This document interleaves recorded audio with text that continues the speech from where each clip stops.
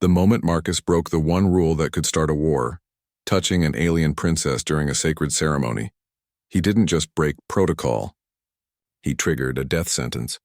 But what if that accidental touch wasn't an accident at all? What if someone planned it, and now two enemies have to work together to uncover a conspiracy that stretches across star systems? Marcus Thorne kept 3 rules in his head. They didn't come from a manual. They came from watching other security officers fail, and fail hard. The first rule, never eat anything that glows. It sounded ridiculous until you saw a diplomat swell up and turn translucent after sampling what looked like sparkling jam.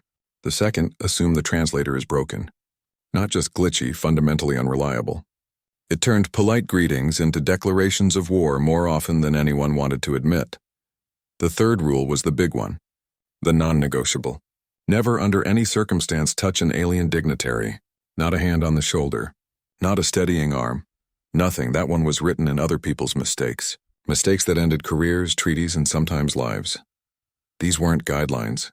They were the result of decades of miscommunication so severe they'd been codified in blood.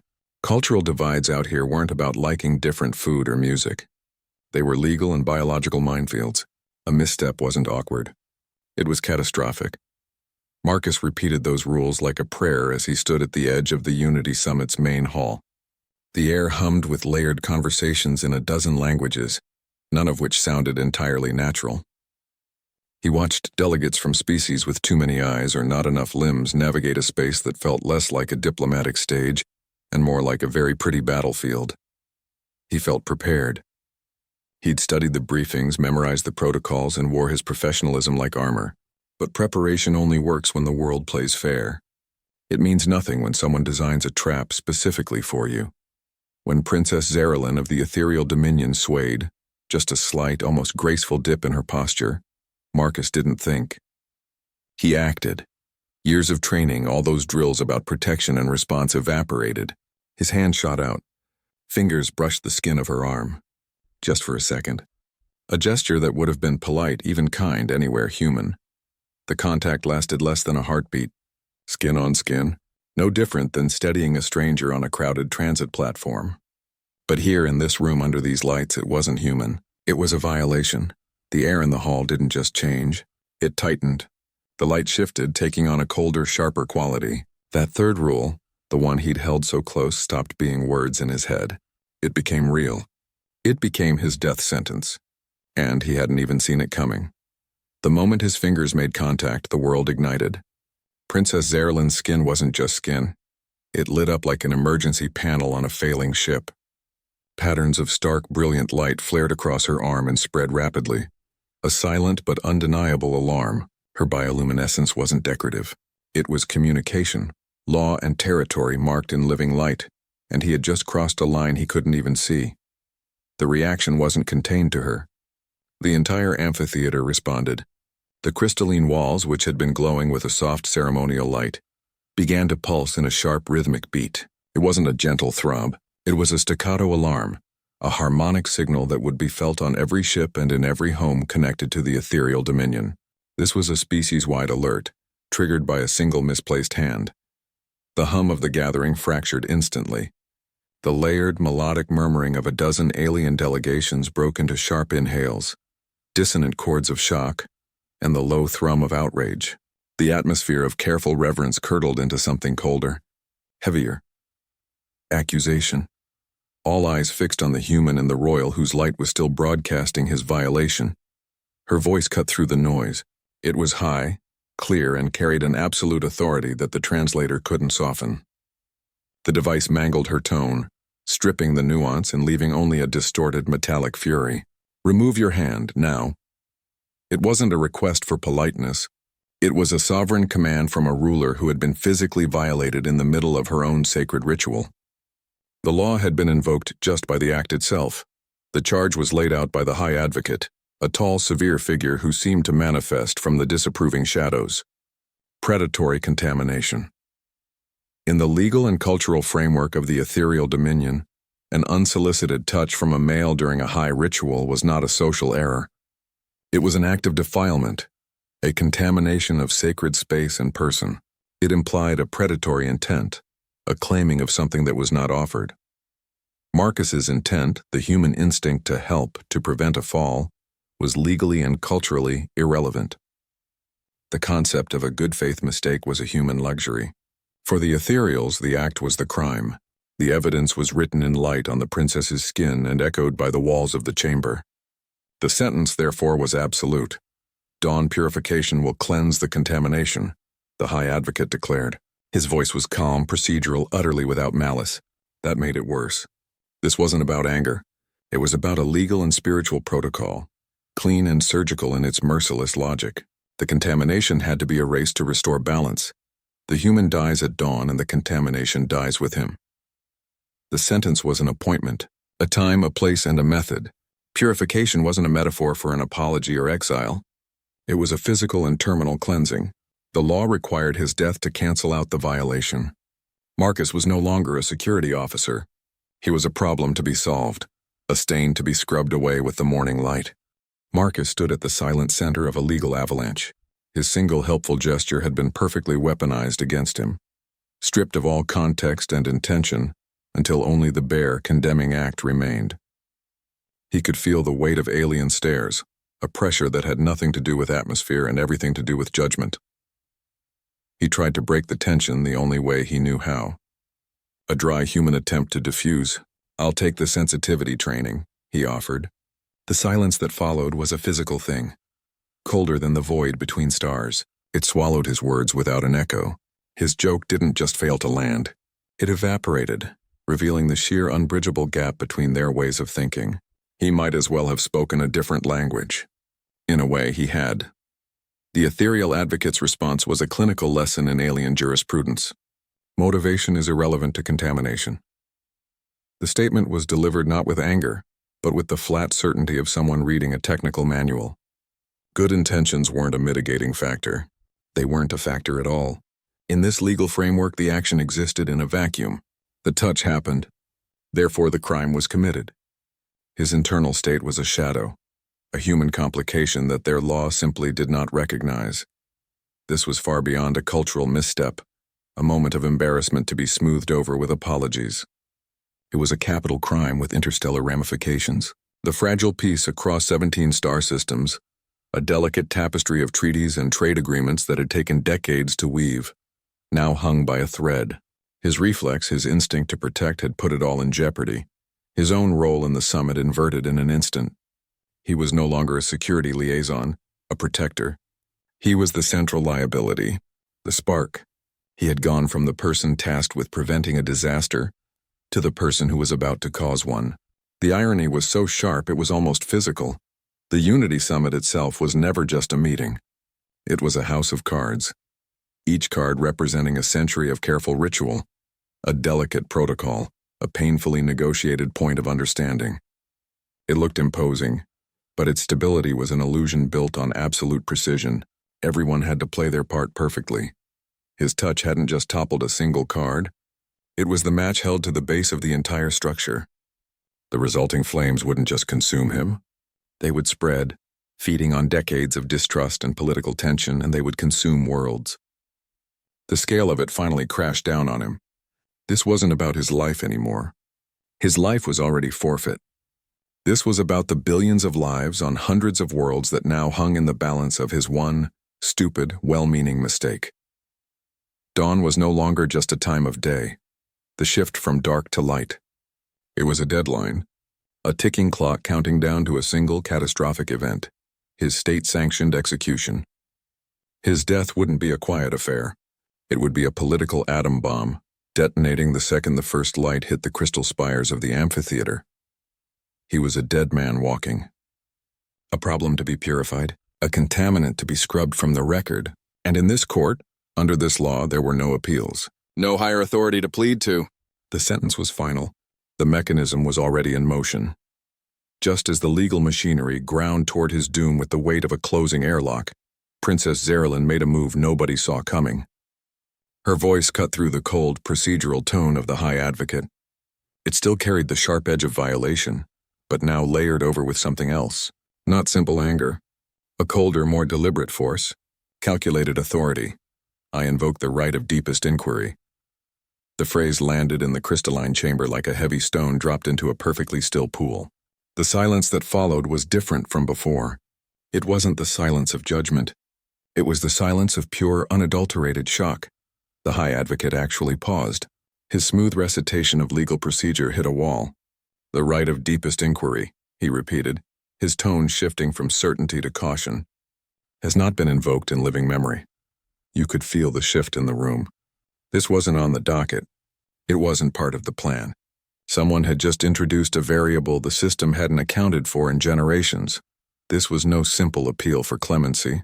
It was a royal prerogative, a legal nuclear option buried deep in the oldest strata of ethereal law.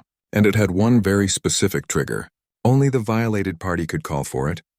The one who had been wronged had the absolute right to demand an investigation into the nature of that wrong before any punishment was meted out. It wasn't about stopping the punishment. It was about understanding the crime first. The march to dawn purification didn't just slow. It halted. The crisis transformed instantly. It was no longer a straightforward procession toward an execution. It was now an active investigation. The goal was no longer purification. It was truth. As the one who had been touched, Zerilyn claimed the sole right to dig into the circumstances of her own contamination. She wasn't just saving him from the blade.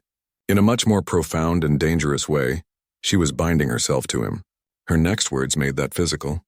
"I bind myself and the accused to joint inquiry until truth is established or dawn arrives."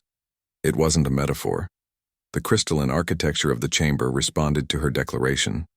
Thin bands of coherent energy, like ribbons of solidified light woven from the walls themselves, wrapped around her wrist and his. They didn't burn or cut. They hummed with a low, pervasive frequency that you felt in your teeth more than heard. This was a truth-telling constraint. It created a shared space where dishonesty wasn't just frowned upon. It became a palpable moral impossibility. A lie would feel like trying to swallow broken glass. The death sentence hadn't been lifted. Dawn still loomed on the horizon, a hard deadline ticking away. But the path forward had fundamentally changed. They were no longer just condemned and condemner. They were bound participants in a search for truth. It was a narrow, dangerous path, lit only by the cold, honest light of those energy bonds. They had a chance. A terrible, frightening chance built entirely on the brutal necessity of shared honesty. The joint inquiry began not with words, but with a low, resonant hum that came up through the floor. The crystalline walls of the chamber pulsed in time with it, a slow, steady beat that felt less like sound and more like pressure against the skin. This wasn't a conversation. It was a ritual, and the room itself was the enforcer. Lying in that space wasn't just culturally discouraged. It was physically untenable. The energy fields binding their wrists didn't just glow. They resonated with the chamber. A false statement created dissonance, a jarring off-key sensation that was felt rather than heard. It was like trying to force a square peg into a round hole while the hole vibrated with disapproval. The discomfort was immediate and profound, a deep moral itch that couldn't be scratched. This forced a zone of absolute, brutal honesty. Every statement had to be measured, stripped bare, and true. There was no room for half-truths, careful omissions, or diplomatic spin. It was terrifying. For Marcus, it felt claustrophobic. His entire professional life was built on concealment, holding information close, reading others while revealing little. He was a closed book by training and by nature. Now the binding was forcing the book open to a random page, demanding he read aloud. Every instinct told him to resist, to find a way to obscure, but the energy field hummed a warning before he could even form the thought. For Zerilyn, the experience was different. The bindings were a grim necessity. Her initial fury was still there, a hot coal in her chest, but it was banked by a cold, growing suspicion. The violation felt wrong, not just in its occurrence, but in its texture. She needed to understand why more than she needed the immediate, clean satisfaction of his purification. The binding was the only tool that could provide that understanding. They began with the basic, undeniable facts of the incident. His intention at the moment of contact, her physical sensation the instant before she swayed, the sequence of events second by second. Under the unblinking scrutiny of the binding, Marcus's story held. His motivation was pure, if spectacularly foolish. He saw a dignitary lose her balance and reacted on a deeply ingrained protective instinct. He had simply tried to stop a fall. There was no predatory intent, no hidden agenda. Just a reflex honed by years of wanting to keep people from getting hurt. Her testimony, however, introduced the first crack in the official story. Under the binding's compulsion, she couldn't frame it as a suspicion. She had to state it as a fact. She hadn't felt weak or lightheaded before the sway. She had felt manipulated. A foreign influence, a push that came from within her own body, not from an external force. Her equilibrium hadn't failed. It had been sabotaged. The thread led directly back to the ceremonial elixir. The drink was a standard part of the ritual, meant to enhance her natural bioluminescence for the proceedings. But under the relentless demand for truth, she had to confess it had been wrong. The taste had a metallic undertone she'd never encountered before. The feeling it produced wasn't the warm, spreading glow of enhancement. It was a dizzying, disorienting rush that made the world tilt. She hadn't just swayed. She had been pushed chemically. Her own body had been turned into the trigger. The energy bond hummed, a relentless demand for clarity that stripped away assumption and pride. Under its pressure, Zaerlin began connecting dots she had previously dismissed as coincidence or stress. The pattern wasn't subtle once she laid it out in the stark light of forced truth. It was a campaign. She recounted a series of small, seemingly insignificant disruptions over the preceding weeks. Minor protocol violations that forced last-minute changes to her schedule. Important data crystals misplaced from her personal quarters, always showing up later in an obvious spot.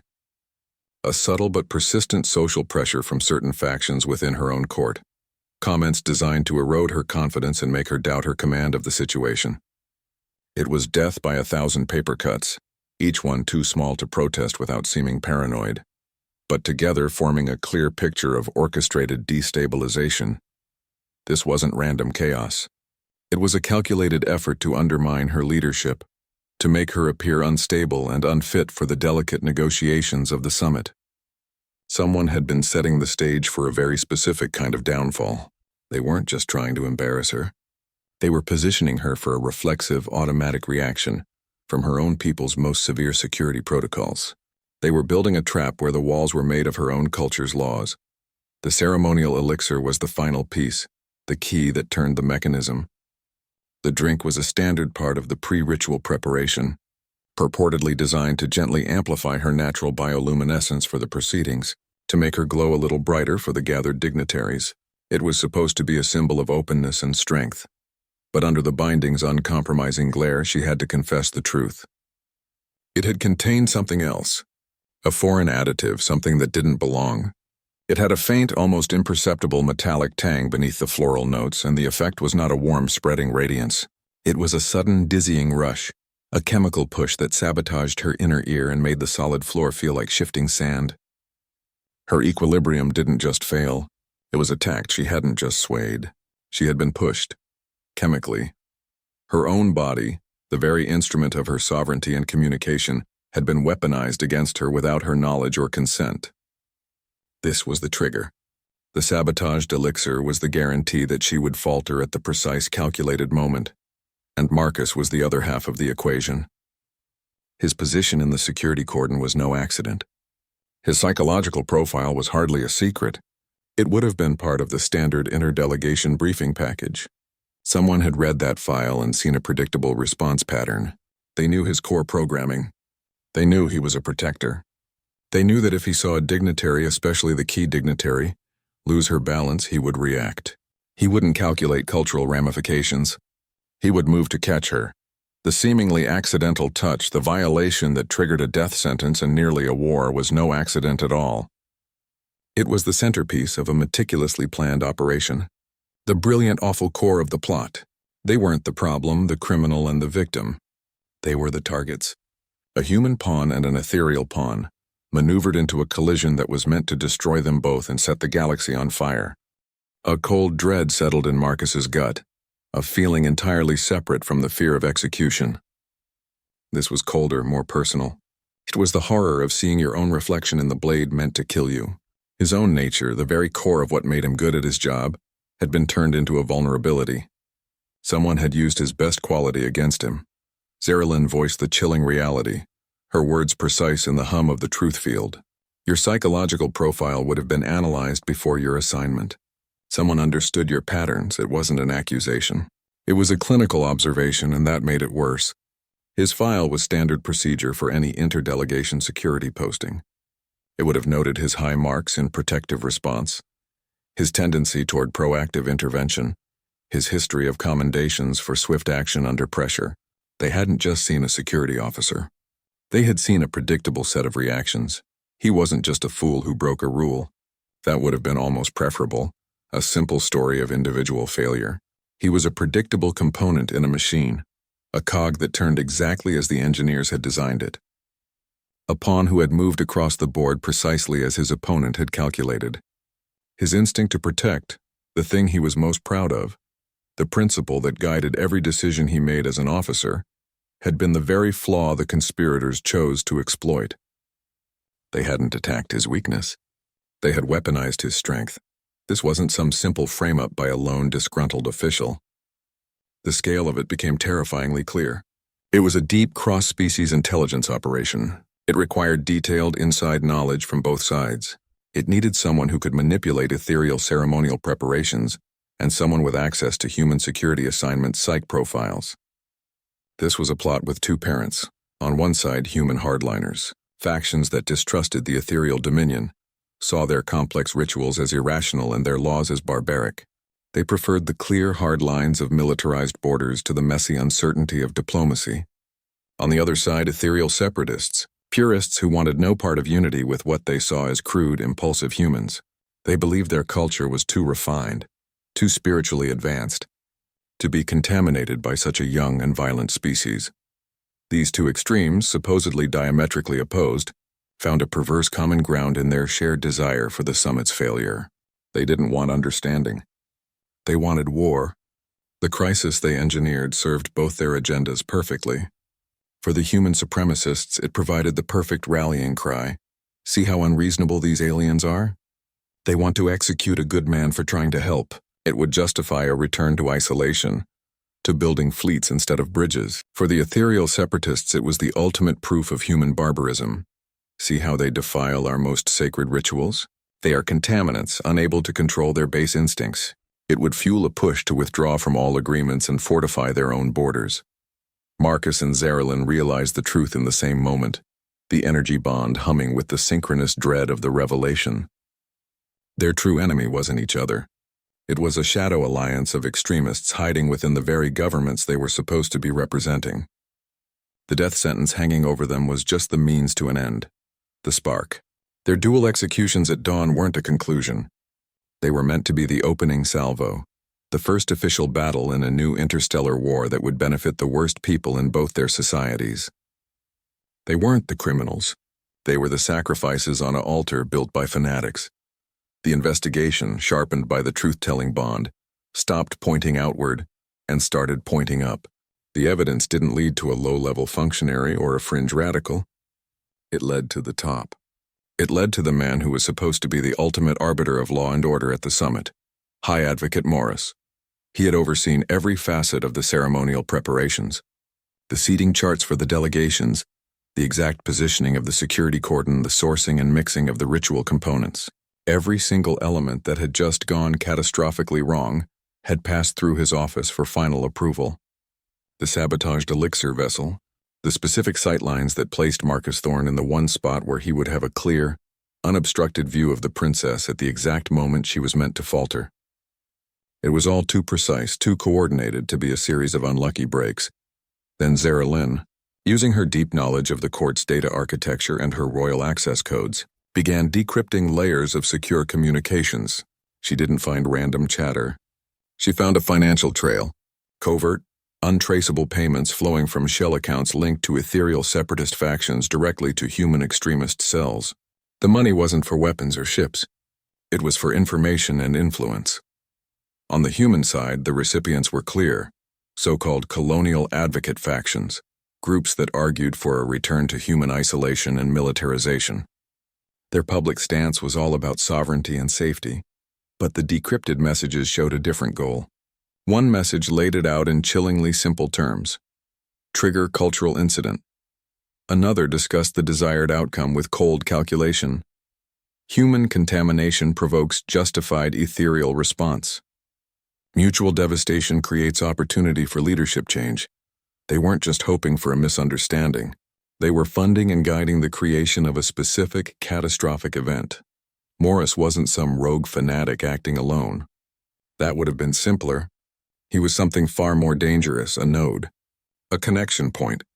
He was the crucial interface between two parallel conspiracies that, on the surface, hated each other. The human supremacists and the ethereal purists were ideological opposites, but they shared a single, powerful common goal: the utter destruction of the peace process.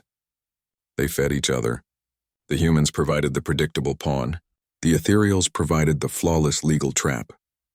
Morris was the conductor, making sure the orchestra played in perfect destructive harmony. His motivation wasn't passion or faith. It was cold, cynical realpolitik. War, or even the severe strain of a near war, would be a political gold rush for the hardliners in both societies. It would discredit and sweep away the progressive, cooperative leadership that Zarelyn and her human counterparts represented. Peace was bad for his business, and his business was the accumulation of power, the enforcement of a rigid ideological purity, and the silencing of any voice that argued for nuance or cooperation. He needed a martyr on both sides to sell the story. Marcus was the designated human martyr, the perfect example of barbaric impulse needing to be purged. Zarelyn, the violated ethereal princess, would become the symbol around which her people could rally for a righteous war. Her humiliation was a necessary component of the narrative. Morris hadn't just engineered a crime. He had engineered a story. A clean, powerful, emotionally resonant story of contamination and vengeance that would be an easy sell to two frightened, angry civilizations. He built the crime scene and he wrote the headline, all before the first act had even begun. The binding didn't just force honesty, it built a bridge between them. The shared understanding of their position, not as criminal and victim but as pawns in a much larger game, shifted everything. They stopped playing defense against a sentence and started running counterintelligence against the man who wrote it. Survival was no longer about proving innocence. It was about outmaneuvering the master manipulator in the few hours they had left. You could see the change in Zarelyn. The rigid posture of violated royalty softened into something more dangerous: tactical readiness. A new kind of light glinted in her eyes, sharp and amused. "I think less diplomatic might be exactly what we need," she said. The dry observation hung in the humming air. Diplomacy, with its layers of hidden agendas and polite, meaningless lies, had almost gotten them both killed. Their only currency now was the brutal, unvarnished truth. They became a unit, a strangely effective one. Marcus laid out his skill set like a tools on a bench. Field tactics, evidence gathering and preservation under hostile conditions, the pragmatic physical reality of neutralizing a threat. It was all ground level, immediate, the stuff you learn in simulations and live drills. Zarelyn brought the map to the maze. She knew the court, its players, their ambitions, and their hidden shames. She understood the technology, not just how it worked, but how people misused it. More importantly, she knew the unspoken rules, the 1,000 tiny customs and shortcuts that never made it into any official briefing packet. She knew where the bodies were buried because she knew who preferred which kind of shovel. Human grit met ethereal nuance.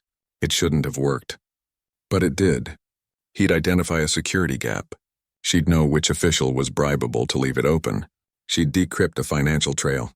He'd secure the data against remote wipe protocols. They worked through the night, the invisible countdown to dawn, a constant, silent pressure in the back of their minds. They didn't just gather evidence. They built a case, a damning cross-species narrative of conspiracy. They mapped the entire operation. The financial flows from ethereal purists to human hardliners, the encrypted communication logs that detailed the plan with chilling specificity, the manipulated preparation schedules, the altered security logs, the chemical analysis of the sabotaged elixir. They connected every dot until the picture was undeniable. Their goal had expanded. It was no longer just about saving their own lives. That was now the minimum viable outcome. The real goal was to excise the rot at the very heart of the peace process, to expose the Shadow Alliance that was willing to burn down 17 star systems for a little more power. They were no longer just trying to avoid an execution. They were trying to save the very idea of a future that didn't end in fire. The energy bond on their wrists hummed, no longer a constraint, but the steady beat of a shared purpose. They built their case the way you'd shore up a failing hull, piece by piece, knowing the pressure on the other side was immense. The evidence wasn't just one thing. It was a collection, a collage of proof pulled from the physical, the digital, and the sheer unlikelihood of coincidence. They started with the timelines. The security logs for the ceremonial hall showed clear signs of tampering. Not crude erasures, but subtle surgical edits that shifted personnel assignments and altered camera angles at key moments. The logs claimed Marcus had been stationed at his post for a full hour prior to the incident. The raw, unedited metadata told a different story. He'd been repositioned just 7 minutes before the ritual began, moved into a specific spot with a perfect, unobstructed sightline to the princess's dais. It was positioning, not chance. Then there was the elixir vessel itself. Marcus, using a field kit so basic it was almost an insult to the advanced tech around them, managed to secure a residual sample from the discarded container. The analysis was damningly simple. Mixed in with the expected organic compounds was a synthetic agent, a known neurodisruptor that specifically targeted the ethereal vestibular system. It wasn't a poison. It was a tool, a chemical lever designed to cause a very specific, very public loss of balance. But the real kill shot came from the comm logs. Zarelyn, with her royal override codes, sliced through layers of encryption on the High Advocate's secure server. She didn't find personal correspondence or boring administrative memos. She found a direct clandestine channel to human extremist cells. The messages were blunt, operational, and chilling. One read, "Trigger cultural incident. No greeting, no sign-off. Just a directive." Another was more detailed, a cold piece of psychological profiling. "Ensure Thorn is primary liaison. His profile indicates high probability of protective intervention. They hadn't just picked him at random. They'd chosen him because they knew how he'd react. They'd weaponized his resume. The most revealing message laid out the endgame with cynical clarity. Human contamination provokes justified ethereal response. Mutual devastation creates opportunity for leadership change. This wasn't about a misunderstanding. It was a business plan for a war, and their deaths were the required initial investment. They weren't just gathering evidence to prove Marcus hadn't meant any harm. They were building an incontrovertible case that the entire event was a premeditated act of war, designed from the ground up to look like a tragic accident, a false flag operation played with living pieces. Zarelyn used her authority to declassify swathes of data, pulling back the curtain on months of meticulous preparation. Budget reallocations for security upgrades that were never installed. Unlogged meetings between Morrison officials with known separatist ties. The plot had a long paper trail and they followed every page. Marcus's job was to make it all stick.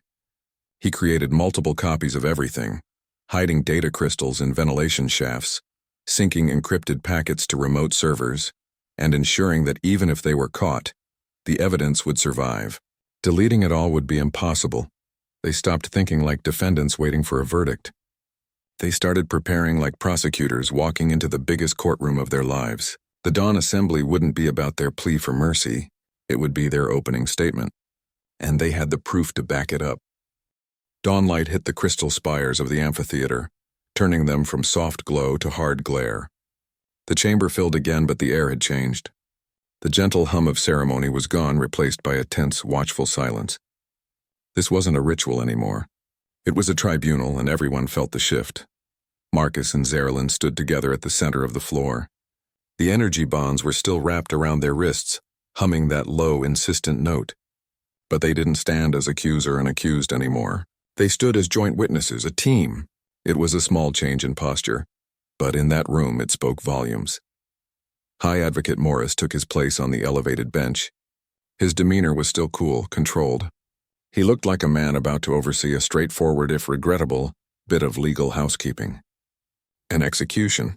He was prepared for a defense, maybe a plea for mercy. He was not prepared for what came next, Zarelyn began. Her voice was clear and steady, amplified by the chamber and filtered through the truth field, which stripped away any hint of emotional distortion. She didn't plead.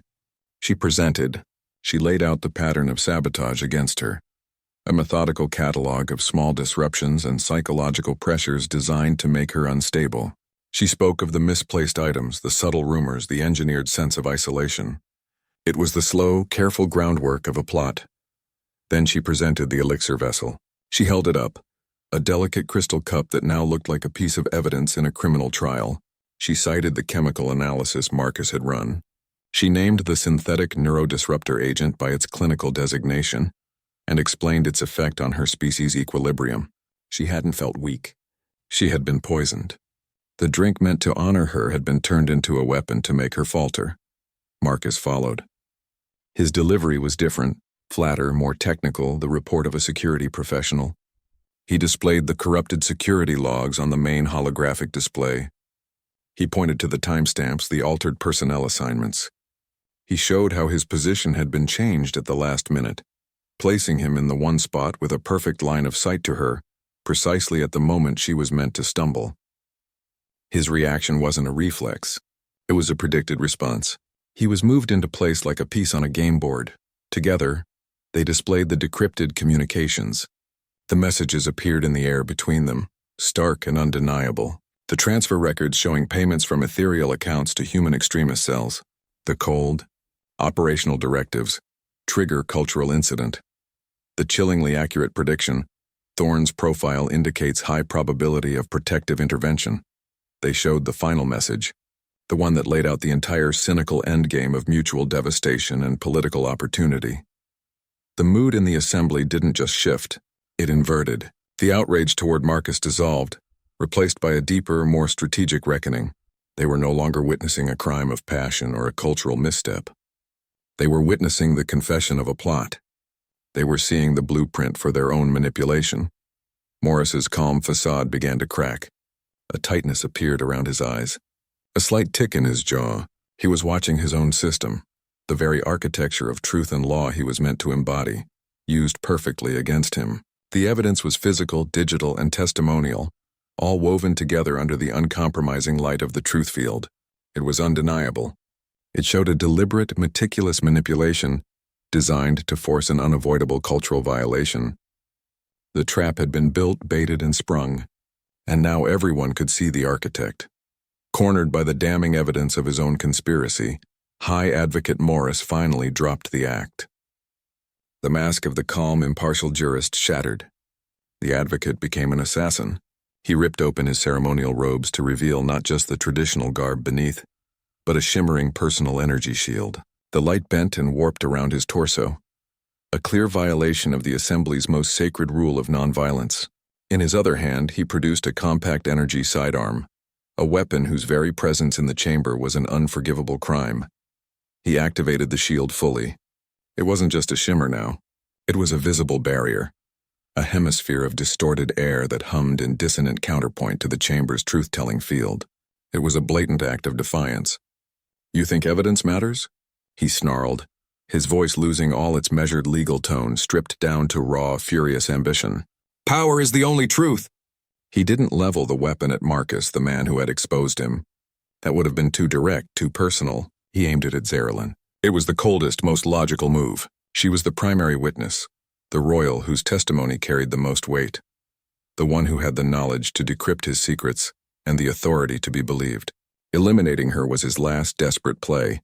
Kill the proof and the proof dies with her. The case collapses. The narrative reverts to his original, simpler story. The entire assembly froze. The gasps were silent, more a collective sucking in of air than a sound. In that moment, Morris didn't just confirm his guilt. He provided the ultimate, undeniable proof of it.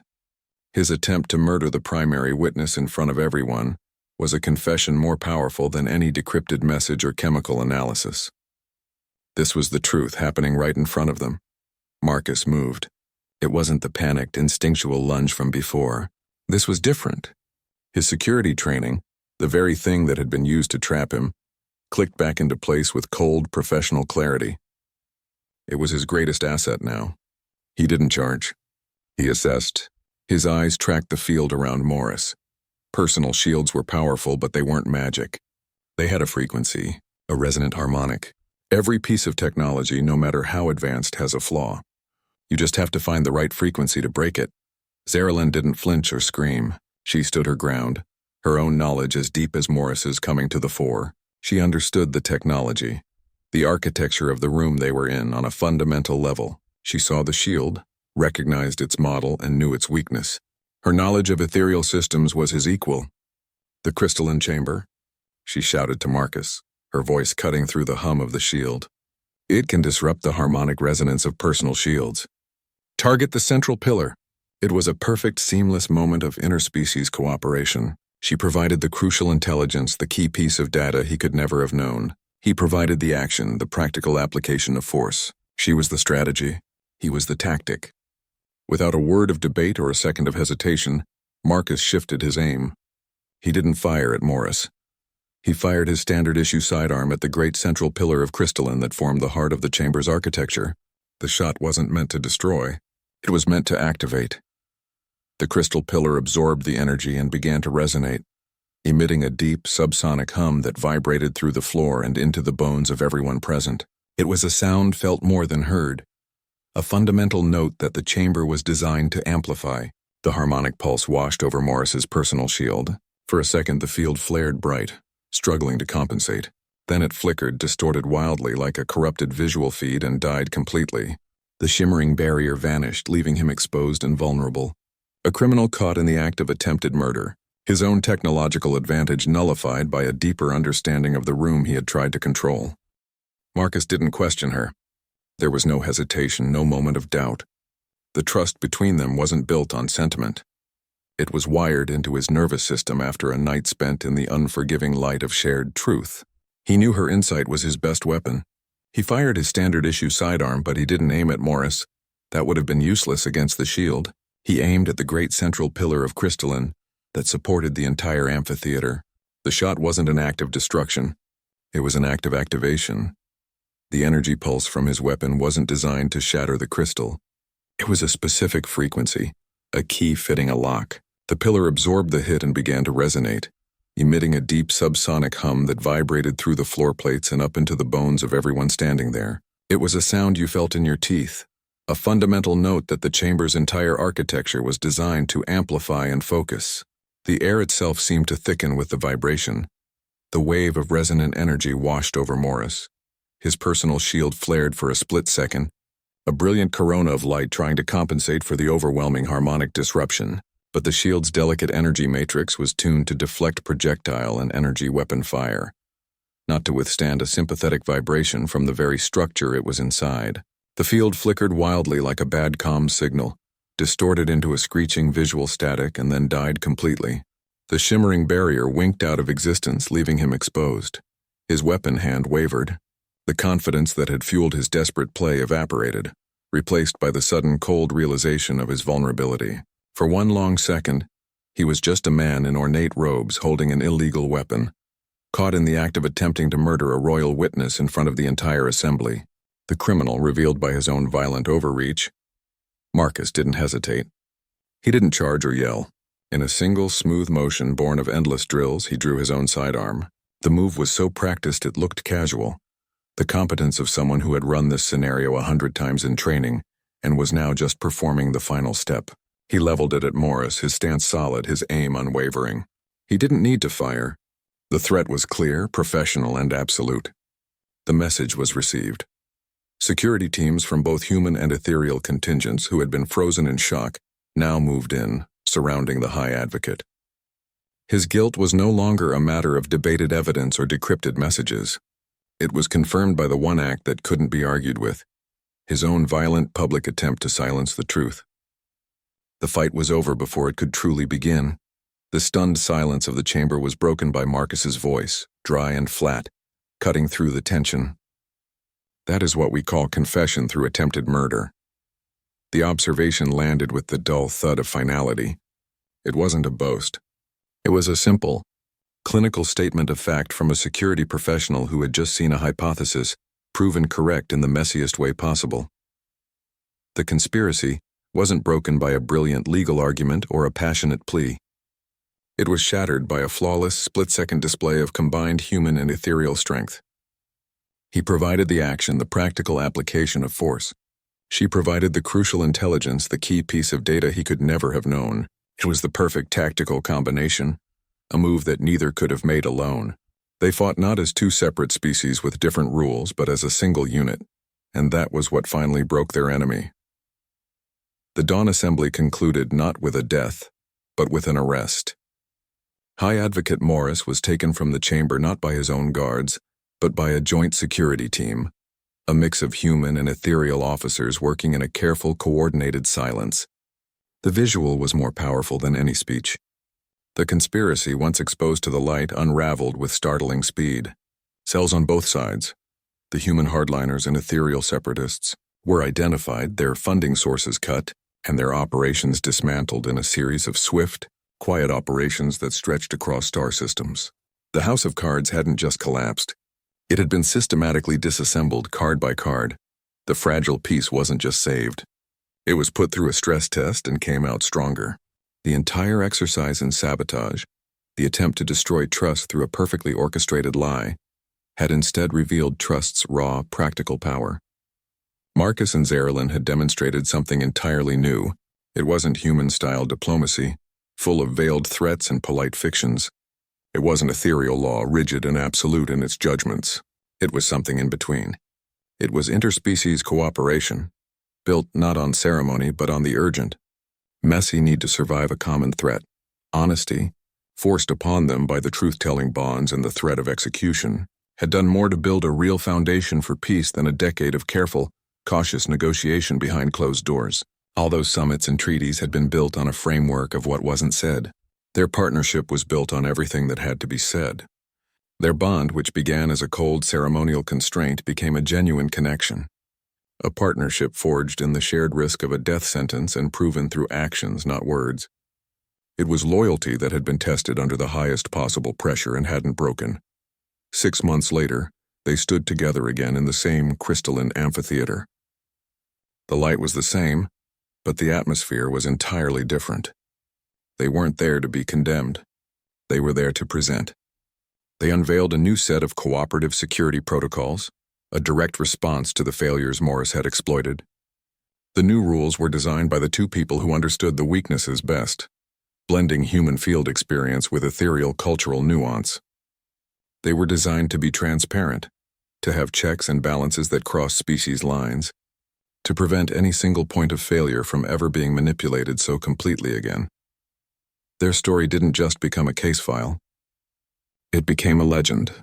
On the human side, it was a warning about the dangers of extremism and the value of understanding. On the ethereal side, it was a lesson in the limitations of pure law and the necessity of context. For everyone, it became a blueprint, a messy, dangerous, but proven blueprint for a new, more honest kind of diplomacy, one based on shared goals and brutal honesty rather than hidden agendas. Zarelin looked out at the assembled delegates, a slight, knowing smile on her face. She turned to Marcus, then back to the crowd. Her final comment landed with a dry, understated humor that the translator actually managed to convey perfectly. I suppose that's more dramatic than most diplomatic partnerships begin. It was an understatement, and everyone knew it. But it broke the lingering solemnity, replacing it with a sense of hard-won practical optimism. They had nearly died to get here, but they had built something that might just last. That single accidental touch cost Marcus almost everything he thought he was. It stripped away the simple confidence of a job well done, the belief that following the rules was enough. It cost him his innocence about how systems really work. He'd trusted the process, the briefings, the chain of command. That trust got him a death sentence. It very nearly cost him his life, not in some heroic firefight, but in a cold clinical dawn appointment with an executioner, all for trying to do the right thing. But it also, weirdly, gave him everything. It gave him a purpose that was larger than security protocols and perimeter checks. His world had been about preventing a disaster. Now it was about building something that could survive one, and it gave him a genuine partnership, not a diplomatic liaison or a assigned colleague, but a real tested bond with someone who started on the other side of an unthinkable cultural divide. They'd faced oblivion together. That does things. It proved a terrifying and powerful idea, that the smallest action in the wrong context can carry the weight of entire galaxies. A hand on an arm, a reflex, something that would be a footnote on a transit platform became a detonator for interstellar war. Context is everything, and it also proved the darker side of that coin, that context can be manipulated, that our best instincts, the very things that make us decent, can be turned into weapons by people who take the time to study us. They didn't attack Marcus's greed or his ambition. They attacked his protective instinct. They weaponized his decency. The 3 rules he'd lived by were still important. Never eat anything that glows. Assume the translator is broken. Never touch an alien dignitary. They were written in other people's blood for a reason, but he learned a 4th unwritten rule that mattered more. Understand why the rules exist. Blind obedience to a protocol isn't enough if you don't see the larger game being played around the rules themselves. Someone can use your obedience to box you in. You have to see the board, not just your piece on it. Zerilyn learned a parallel lesson on her side of the cultural gap. That law, without understanding, is just a weapon. It's a blunt instrument for the clever and the corrupt to wield. The law called his touch predatory contamination. It was a clean, absolute term that allowed for no argument, no nuance. It was a perfect tool for someone who wanted a specific, violent outcome. Her right of deepest inquiry was also a legal tool, but using it required a courage that went far beyond the legal text. It required her to doubt her own certainty, to question the system she was a part of, to side with the person who had apparently violated her. The law gave her the mechanism, but her character decided to use it. Together, they paid the cost of that touch. They paid in fear, in risk, in the sheer exhausting work of uncovering a truth that powerful people wanted buried. But in paying that cost, they bought a new future for everyone. They didn't just avoid a war. They built a stronger peace, one with fewer places for shadows to hide. The cost was astronomically high, a price paid in the hard-earned currency of truth. But the reward was a foundation you could actually build on. What Marcus and Zerilyn achieved in that chamber wasn't diplomacy. Diplomacy, with its polished phrases and hidden agendas, its careful concessions and polite omissions, had nearly gotten them both killed. It was the perfect tool for a manipulator like Morris, a system built on layers where truth could be buried under procedure. They stepped outside that system entirely. They discovered something rawer and far more effective. True alliance isn't forged in comfortable negotiation rooms over carefully drafted treaties. It's welded together in shared foxholes under shared fire. When you're standing next to someone, staring down the same barrel with a dawn execution on the other end, there's no room for posturing. There's no political advantage to be gained. Your survival is literally tied to theirs. That strips everything down to the studs. They had to be brutally honest. They had to be painfully direct. There was no time for the gentle nudging or strategic ambiguity of statecraft. They had to trust each other with their lives after knowing each other for only a few hours, most of which had been spent under a death sentence. That kind of pressure either breaks a connection or forges it into something unbreakable. In their case, it did the latter. This created a bond that decades of diplomatic summits and cultural exchange programs could never have achieved. You can't simulate that kind of stakes. You can't workshop trust exercises that replicate the feeling of a countdown to your own death. Their partnership was tested in actual fire, and it held. That gives it a tensile strength that polite agreements written on data crystals simply don't have. This points toward a different future for interstellar relations. Not one with more perfect, more intricate diplomacy, but one with more imperfect, more brutal honesty, a system that accepts that mistakes will happen, that cultural conflicts are inevitable when vastly different species try to share a galaxy. The goal can't be to eliminate those differences. That's a fool's errand. The goal has to be to build frameworks for navigating them together. When they inevitably arise, their whole story makes the argument that peace doesn't come from pretending we're all the same or from eliminating the things that make cultures unique and sometimes incompatible. Peace comes from finding a way to sail those differences together, even when the water gets rough. It comes from a shared commitment to a destination that's more important than the discomfort of the journey. Sometimes the shortest path to peace isn't more talking. Sometimes it's realizing you're both fighting the same enemy and deciding in that moment to stand back to back. The talking can come later after you've secured the perimeter. Their partnership began not with a handshake, but with a joint act of defensive violence against a common threat. They built trust by fighting together first. The diplomacy was something they figured out afterward, to make sure they wouldn't have to fight like that again. It's a messier model, but it's built on a more solid foundation. It's built on proven action, not promising words. The ceremonial elixir was meant to do one thing: enhance the natural glow of an ethereal royal, a visual signal of openness and strength for the gathered dignitaries. The conspirators poisoned it to do another, cause a very specific, very public fall. They turned a symbol of trust into a chemical trigger, But in their rush to engineer a disaster, they ended up providing a different kind of potion altogether. They distilled an elixir of brutal and forced honesty. The very poison meant to cause a collapse became the catalyst for a revelation. That contaminated drink led to a purification far more profound and lasting than any dawn execution could ever hope to be. A firing squad or an energy blade would have just erased a problem, leaving the sickness in the system untouched. This process did the opposite. It purified the entire political process of a hidden, aggressive cancer. It exposed the manipulators operating in the shadows, and it strengthened everyone who was actually trying to build something honest. It was a cleansing, but not a gentle one. It was the kind of cleanse that comes from surviving a fever. Marcus and Zerilyn drank from that bitter elixir all night long. The truth it forced on them was a harsh medicine. It was terrifying to have your assumptions stripped away, to see the world and your place in it without any of the comfortable filters. It was exhausting to operate in a space where every word had to be measured and real, but it was also ultimately the thing that freed them. The constraints of the truth bond forced a clarity that diplomacy had never allowed. There was no room for the lies that had almost killed them. They brought that elixir back to their people, not as a magical potion in a crystal vial, but as a story they lived through. A story about how the uncompromising, uncomfortable truth, when faced directly, was the only thing that saved them. It was a better tool than any weapon or legal argument. It was the one thing their enemy hadn't prepared for, because their enemy operated in the shadows where truth couldn't live. This story is the new elixir, the story of how a death sentence at dawn became the birth of a completely new way of being for two civilizations. It's a story that gets told in briefing rooms and taught in schools, not as a legend of heroes, but as a case study in pragmatic survival. It's a recipe for a different kind of politics. The glow this new elixir enhances isn't bioluminescent. It doesn't make your skin light up. It's the internal steady glow of trust, not the easy assumed trust of allies, but the hard-earned, resilient trust that comes from being tested under the worst possible conditions and not breaking. It's the kind of trust that knows exactly what the other is capable of, the good and the bad, and chooses to rely on them anyway. It's stronger because it's been through the fire. Their partnership is the true living elixir.